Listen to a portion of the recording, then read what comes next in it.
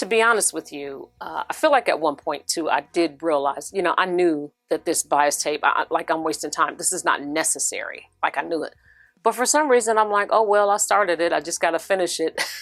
So I got trapped. I was trapped by the bias tape. Hey, it's Terry, Virginia's daughter. I am back today to talk about Simplicity 9635. This is a 1940s vintage loungewear set. Pattern was released in 2022, ranges in size from 6 to 22, and the difficulty rating is average. What drew me to this pattern is the military kind of look, like the boxy tailored kind of look. Would I buy loungewear like this in the store? I don't know. At first thought, I probably would not, but because I knew I could make it, you know what I'm saying? I was like, I might as well, like, why not? But one thing I noticed about this pattern though, is while it is on the formal side of loungewear, you know what I mean? It's kind of formal, like you can tuck your shirt in and it's got a little tie belt with it. It's still designed for comfort. There are a couple differences in the top. View A has short sleeves and no pockets. View B has long sleeves with pockets and a tie. One thing about both of the views, the buttons do not go below the waist. So there's only 4 buttons. If you think about tucking it in, you won't have buttons tucked in. The second thing is there are no pockets on view A. So again, when you talk about tucking it in for comfort, there's no pockets, you're not contending with any buttons, and you don't have a tie. Now for view B, you do have pockets, but it's worn on the outside. You do have a tie, but the tie is below the last button, so it's not interfering with the buttons. This is really designed for comfort, which also includes the fabric suggestions, which are silky types, charmeuse, satin, challis, cotton types, and linen types. So I did end up wasting a little bit of time on the first project, but I didn't like doing that. You know what I mean? So I was like, I need to find out what I need to do so that I won't do that again. I'm going to cover 2 things. The first thing I'm going to do is I'm going to talk about what 3 questions I came up with to ask myself to avoid wasting time. Everything that I talk about that has to do with wasting time is simple. You're not going to believe it. I'm almost embarrassed to say, okay. Are the seam finishes. The more I sew, the more I believe that there's not a one-size-fits-all seam finish for a garment. I think certain garments should have certain seam finishes, so I don't always default to a serger. There's a ton of ways to finish seams, and I feel like each garment, that's that final touch on the inside, because it's not what you see, it's what you don't see. You know what I'm saying?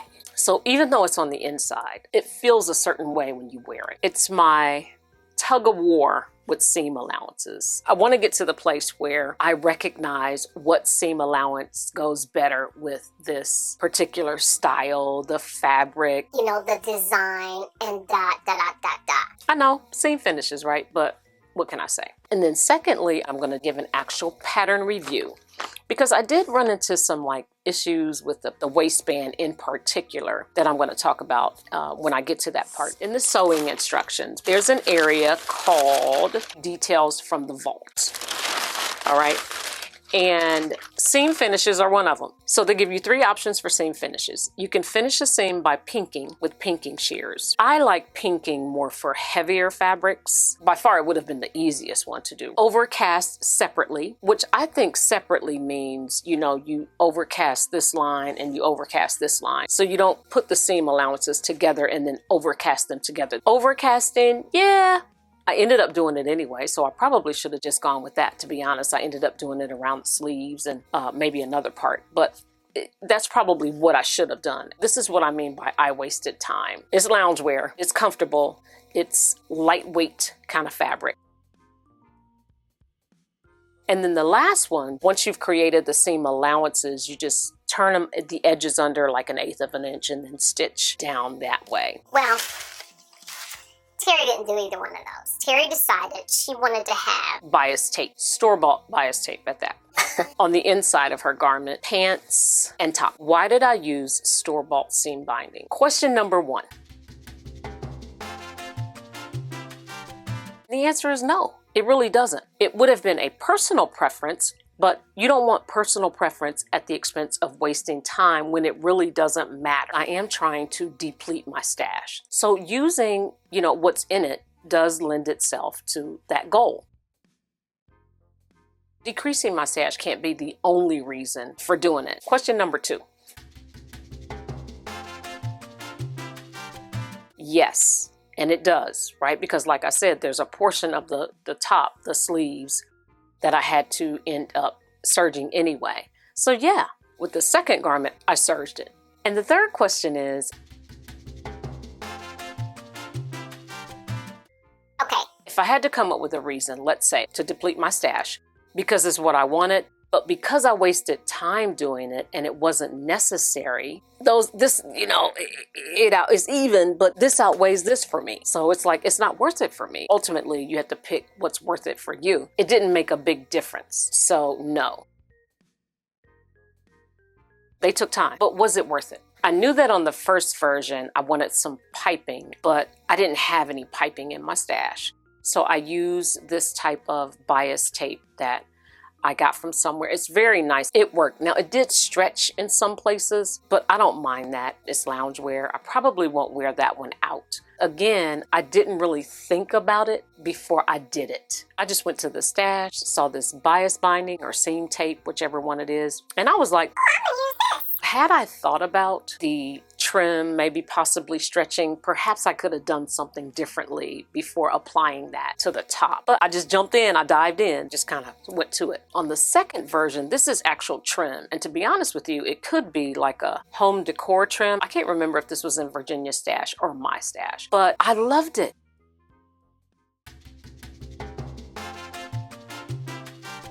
Yes, in fact, it did. I wanted to break up this print somehow. The first version, the print alone is busy. And when you put pockets on stuff and things like that, it just gets lost in the print. So I decided, yeah, I do want to put something on here that's going to break that print up a little bit. And that's exactly what the trim did on version 1. Same with version 2. On version 2, I used 2 types of fabric. I have the sleeve cuffs, the collar, the back yoke, and the pants.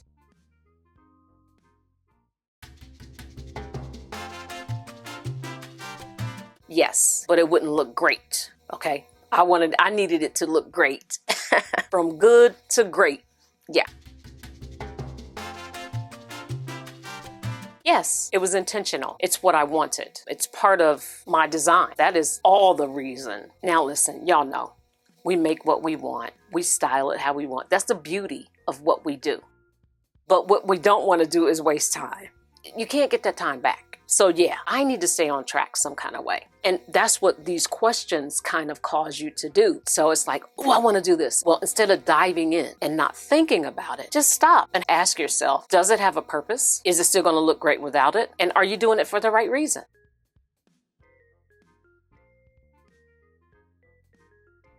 Both fabrics were purchased at Joann Fabrics. They were both on clearance, and I got like an additional 25% off, which is how I like to buy fabric anyway. That's the thing I'm going to miss about Joann's, is buying good fabric cheap. The first one is a charmeuse. I was trying to get that done before the fall, because I think it screams fall. And then the second one, the BHN fabric, both of those are cotton. The notions that you need for this pattern are buttons for the tops and a button on the waistband, and snaps for the pants and the sleeves, the cuffs. There's a continuous lap on the pants that snaps are attached to that. But for the waistband, you use a button. And then you use snaps for the sleeve cuff. But as you can see, I have buttons on my sleeve cuffs because you're supposed to use 2 snaps for the sleeve cuff. And that area is just so small. It didn't make sense to me. I broke a couple of needles trying to do it. And I'm like, forget this. I'm just going to add buttons to this. The pattern doesn't even call for interfacing. So it's like really soft, right? It's loungewear.